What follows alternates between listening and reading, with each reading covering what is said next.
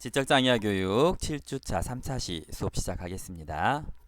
수업 시작 전에 1차 시에 말씀드렸던 우리 시험 5월 5일 화요일 어린이날이긴 하지만 시험 본다는 거 말씀드렸죠. 오후 5시 꼭 반드시 숙지하셔서 착오 생기는 일 없도록 부탁드리겠습니다. 5월 5일 5시 화요일 어린이날입니다.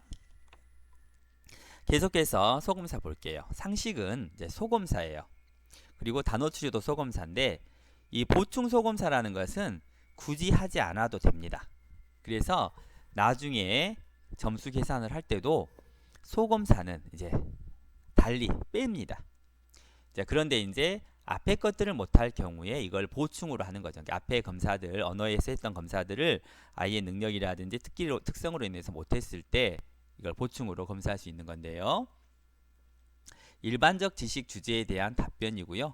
사실적인 지식을 획득하고 유지하고 인출하는 능력을 측정하는 거죠. 그래서 결정화된 지능, 장기 기억, 학교와 환경으로부터 얻은 정보를 유지하고 인출하는 능력, 청각적 이해, 언어적 표현 능력 등을 이제 검사하기 위한 거고요. 33문항이고요. 가장 난이도 있는 문제는 서울에서 일본의 동경까지의 거리는 얼마일까요? 이런 문제들도 나옵니다. 가장 난이도가 높은 문제고 저도 많은 검사를 해봤습니다만 한 번도 맞춘 사람을 본 적이 없습니다. 맨 마지막 문제예요. 그리고 단어 추리 역시 보충 검사예요. 그래서 언어이해 보충 소검사입니다. 일련의 단서가 설명하고 있는 공통 개념을 알아내어야 한다. 언어의 추론 측정, 언어적 이해, 유추 및 일반적 추론 능력, 언어적 추상화, 특정 분야의 지식, 서로 다른 유형 정보를 통합하고 종합하는 능력, 대체 개념을 만들어내는 능력 이런 것들을 만드는데요. 일종의 우리 스무고개라고 하나요? 이렇게 뭐 동그란 것, 뭐 검정색, 그 다음에 뭐 굴러가는 것 이러면 뭐 타이어 이렇게 하는 것처럼 추리를 이제 해내는 그런 것들이에요. 그래서 물론 이거는 빨리 맞춘다고 점수가 높은 건 아니고요. 보기를 덜 보고 맞춰도 상관없고 다 보고 맞춰도 상관없는 거고 이렇게 해서 이제 추리력을 하는 거고요. 지각 추론 소검사도 이제 토막 짜기, 그다음에 공통 그림, 행렬 추리, 빠진 곳 찾기 이런 것들인데 이런 거는 주로 이제 언어라기보다는 눈손 여분, 눈이나 손을 통해서 이제 그 아이의 지적 능력을 검사하는 검사들입니다. 그래서 이제 토막짜기는 이제 지각 추론의 주요 소검사고요. 이렇게 뭐죠? 이렇게 네모난 정육면체에 조각이 있어요. 근데 그 조각에 빨간색이 그려져 있는 부분도 있고 흰색이 그려져 있는 부분도 있고 절반은 빨간색, 절반은 흰색이 그려져 있어요. 그래서 이걸 가지고 이제 모양을 소책자에서 보여주면 그거를 맞추는 거예요. 그래서 처음에는 조각 4개를 가지고 하고요. 나중에는 조각 9개를 가지고 맞춥니다. 그래서 특정 시간 안에 이거 맞춰야 돼요. 시간이 넘겨버리면 안 되는 거죠. 그래서 추상적 시각 자극을 분석하는 또 정확하는 능력을 측정하고 비언어적 개념의 형성, 시지각 및 시각적 조직화, 동시 처리, 시각운동 협응, 학습, 지각적 자극, 전경과 배경 분리, 시각적 관찰과 대응 능력들을 측정합니다.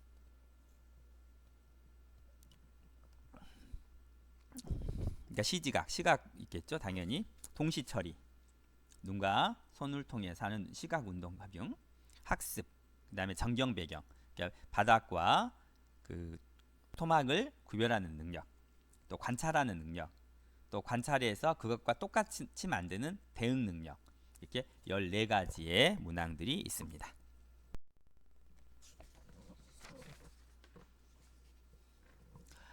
공통 그림 찾기는 지각 추론의 주요 소검사인데요. 각 문항에 2줄 또는 3줄로 된 그림을 제시받고 공통 특성을 묶을 수 있는 그림을 고르는 거예요. 그러니까 이렇게 있는 거죠. 두 줄짜리로 예를 들어 볼게요. 윗줄에는 새와 나비가 있고, 또 밑에 줄에는 비행기가 있고, 뭐 글라이더가 있고, 뭐 이런 게 있다. 그러면 공통점인 게 뭐죠? 날개잖아요. 날개. 이런 식으로 위에는 사과와 또 배가 있고, 밑에는 또 아니야, 위에는 수박과 수박하고 뭐가 있다고 할까요? 수박과 동그란 과일, 오렌지가 있고요. 밑에는 축구공, 농구공, 또 그 다음에 볼링공이 있어요. 그럼 뭐가 공통점이죠? 동그란 거잖아요. 이런 식으로 그림을 해석하는 거죠. 그래서 추상화와 범주적 추론 능력을 측정하는 28가지의 문항이 있습니다. 행렬추리는 지각 추론의 역시 또 주요 소검사인데요. 불규칙한 행렬을 보고 5개의 반응 선택지에서 행렬에 빠진 부분 선택, 유동성 지능의 좋은 측정지입니다. 문화와 언어의 제한을 받지 않고 손을 조작하는 것도 불필요합니다. 그러니까 5개가 있는데 거기에서 빠진 게 하나 있어요. 빠진 것. 그걸 찾아내는 거죠. 거기에서 앞에 것과 뒤에 것을 비교해서 뭐가 빠졌는가. 그러니까 이거는 언어도 필요 없죠. 손도 쓸 필요가 없어요. 말도, 그 다음에 미국이나 한국이나 북한이나 전혀 상관이 없어요. 그래서 굉장히 모든 문화에 같이 쓸 수 있는 그런 것들이죠. 그래서 33문항으로 되어 있습니다. 이제 빠진 곳 찾기는 이제 지각 추론의 보충 소검사인데요. 그림을 보고 특정 제한 시간 내에 중요한 빠진 부분의 이름을 말하거나 손가락으로 가리키는 거죠. 이런 겁니다. 그러니까 연필이 있는데 연필에 연필심이 없어요. 그러면 연필심 또는 심 부분을 손가락으로 가리켜도 돼요. 벨트가 있는데 벨트에 구멍이 없어요. 뭐 이런 것들이잖아요. 특정 물체인데 그 물체에 부족한 부분, 빠진 부분이 있는 거죠. 뭐 또 오렌지가 있는데 줄이 없어요. 또 뭐 안경을 입는데 다리가 없어요. 이런 것. 이건 이제 쉬운 예고요. 복잡한 거는 이제 특정 그림을 넘어서서 하나의, 그러니까 물건을 넘어서서 하나의 그림인 거죠. 여러 가지가 섞여 있는 그런 것들 속에서 이제 빠져 있는 부분들을 이제 찾아내는 그런 겁니다. 그래서 시지각, 시각적 조직화, 집중력, 사물의 본질적인 세부에 대한 시각적 재인 측정, 그러니까 눈으로 보고 생각해내는 그러한 것들을 측정을 하고, 당연히 또 여기에는 이제 기억력도 굉장히 중요하죠. 그 아이가 기존에 가지고 있던 것들이 무엇인가를 알아야만 이제 그 아이가 뭘 알고 있는지 그런 것들을 다 알고 이제 찾아내게 되는 거죠. 그래서 그 아이의 상식적인 부분도 많이 필요합니다. 그다음에 이제 작업기억 소검사인데요. 숫자. 작업기억의 주요 소검사고, 숫자 바로 따라하기와 숫자 거꾸로 따라하기가 있습니다. 이런 거죠. 따라해 보세요. 1, 5, 1, 5, 1, 7, 9, 1, 7, 9, 1, 5, 4, 3, 2, 8, 6. 제가 뭐라고 했죠? 제가 말하면서 잊어버렸네요. 이게 바로 숫자 바로 따라하기고요. 숫자 거꾸로 따라하기는 1, 7, 7, 1, 6, 9, 8, 8, 9, 6, 5, 9, 3, 1, 1, 3, 9, 5 이렇게 아동하는 거죠. 아동은 숫자를 똑같은 순서로 또는 검사자가 제시한 순서에 반대로 숫자를 반복하여 대답합니다. 단기기억, 게으르화 능력, 주의력, 집중력에 이제 굉장히 많이 적용되는 거죠. 그래서 기계적 암기 학습과 기억, 주의력 부호와 청각적 처리와 관련되어 있습니다. 그러니까 기계적 암기. 그래서 우리 지적장애 아이들 같은 경우 굉장히 어려워하는 검사 영역 중에 하나입니다. 또 바로 따라하기는 이런 것들이고요. 거꾸로 따라하기는 작업 기억, 정보 변환, 정신적 조작, 시공간적 형상화. 그러니까 거꾸로 따라하기가 훨씬 더 어려워요. 왜냐하면 바로 따라하기는 기계적 암기로 해서 기억만 하고 인출하면 되는데 거꾸로 하는 거는 정보를 변환시켜야 되거든요. 그래서 대부분의 지적장애 아동들은 바로 따라하기의 절반 정도 수준으로 거꾸로 따라하기를 하는 경우들이 많습니다. 순차 연결은요. 작업 기억의 주요 소검사고요. 아동은 순차적으로 불러주는 숫자와 글자를 듣고 숫자는 커지는 순서대로 글자는 가나다 순서대로 기억해야 한다. 이것도 지적장애 아이들이 굉장히 어려워하는 건데요. 이런 거죠. 1, 다, 9, 라, 3. 그럼 어떻게 되는 거죠?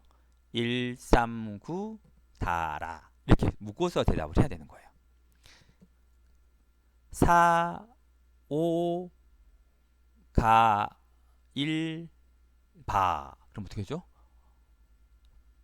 4, 5, 가, 저도 잘 모르겠네요. 이런 식으로 숫자와 글자를 묶어가지고 그거를 순서적으로, 그러니까 1, 2, 3, 4 이렇게 커지는 순서대로, 그 다음에 가나다 순서대로 해야 됩니다. 굉장히 이것도 우리 지적장애 아이들에게는 어려운 영역 중에 하나예요. 그래서 계열화, 1, 2, 3과 가나다를 묶어내는 계열화, 정신적 조작, 분류하는 정작, 주의력, 당연하죠. 기억, 단기 기억, 시공간적 형상화, 머릿속에서 아라비아 숫자와 그 다음에 한글을 이렇게 공간적으로 따로 나타내야 돼요. 처리 속도, 그죠?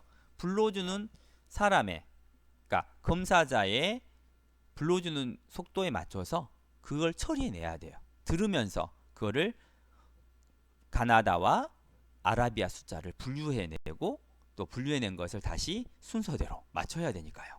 그래서 굉장히 어려운 검사 도구 중에 하나입니다. 산수는 기본 검사는 아니에요. 보충 검사예요.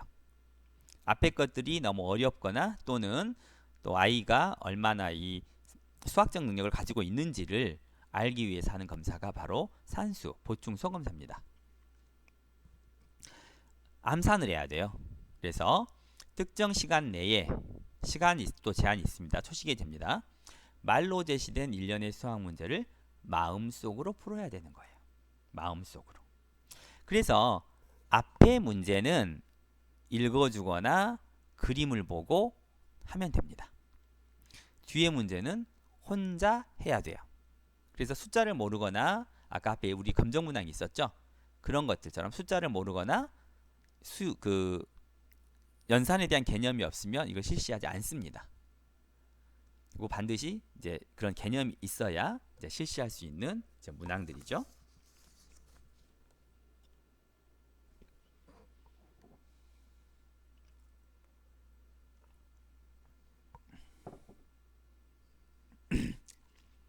정신적 조작, 집중력, 주의력, 단기 기억, 장기 기억, 수와 관련된 추론 능력, 정신적 기민함, 계열화, 유동적 추론 능력, 논리적 추론 능력과 관련이 있습니다. 그러니까 굉장히 조작 능력이 좋아야 돼요.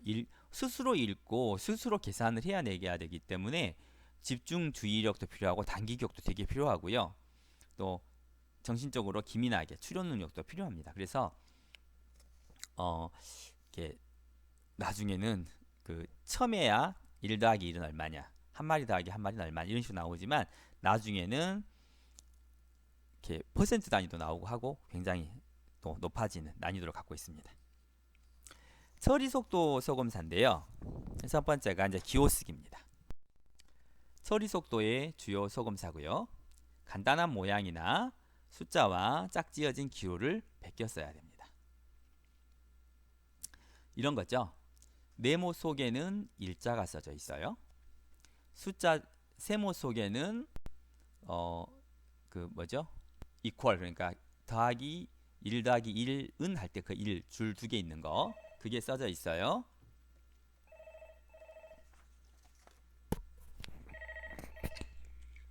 여보세요? 네. 네. 선생님 제가 잠시 이때 전화 좀 안 될까요? 예. 예, 죄송합니다. 제가 전화를 받느라고 계속 이어서 하겠습니다. 그래서 네모 안에는 일자가 써져 있고요. 세모 안에는 이렇게 줄 두 개 이퀄이 써져 있고, 동그라미 안에는 더하기가 써져 있고, 또 별표 안에는 세로 줄 두 개가 이렇게 있는 거예요. 그러면 그것을 밑에 이제 기호가 써져 있으면, 아니 그 그림이 그려져 있으면 거기 안에 아까 써져 있는 그 기호를 계속 써놔야 되는 거예요. 그러니까 이건 굉장히 제한 시간 안에 그 기호를 얼마나 정확하게 써놓는 게 중요한 거죠. 그래서 밑에 보면 A형과 B형이 있어요. 그래서 A형은 더 연령이 낮은 학생들, B형은 연령이 높은 학생들을 대상으로 합니다.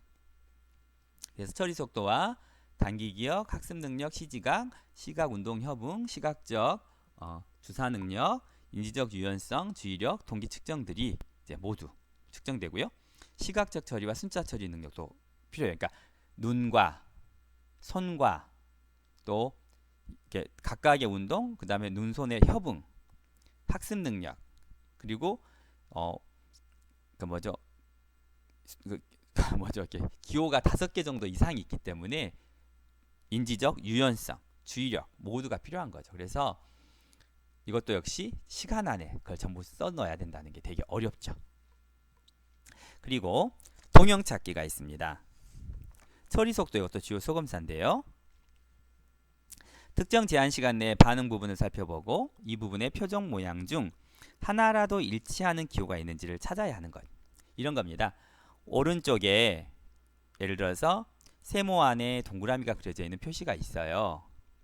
그러면 왼쪽에 여러 개의 기호들이 있어요. 그러면 똑같은 기호는 없어요. 근데 오른쪽에 세모 안에 동그라미가 있으면 그것과 같은 기호가 이쪽에 하나라도 있는지를 찾아보는 거예요.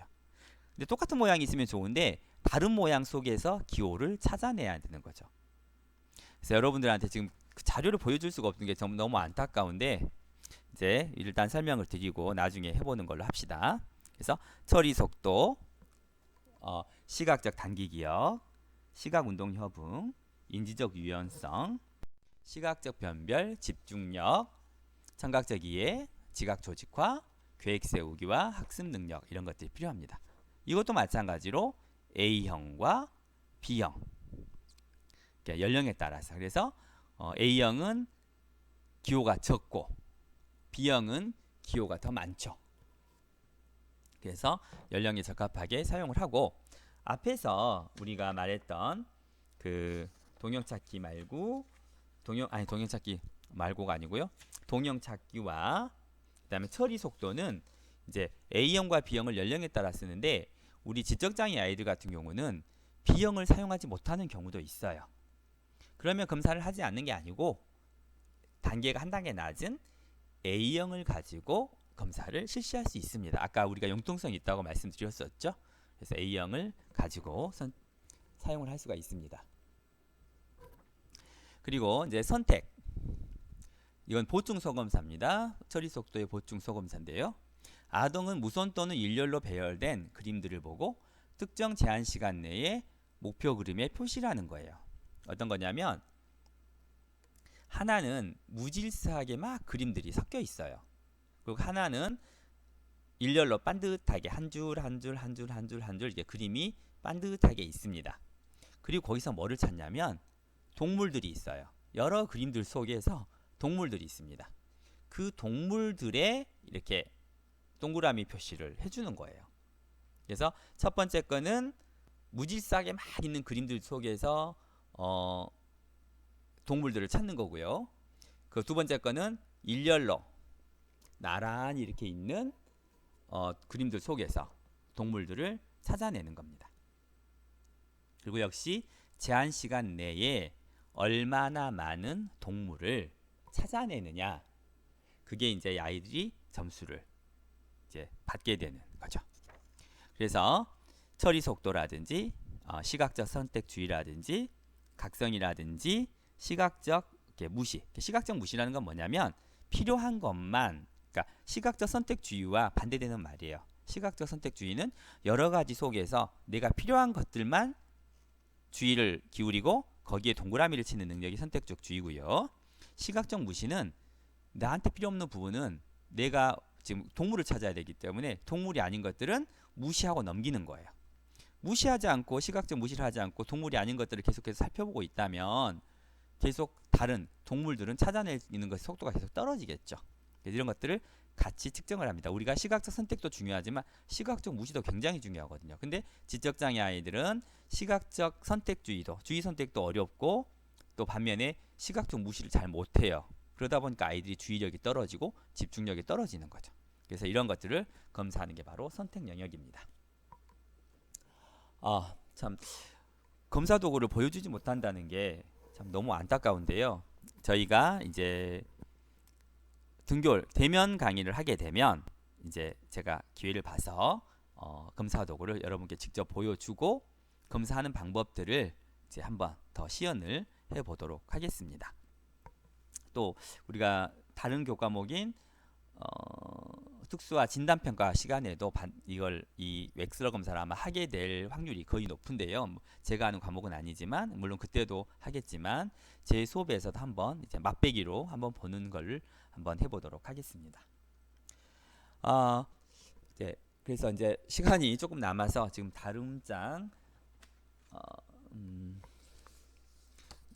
지적장애와 6장 영유아기 교육적 접근을 들어가고는 싶은데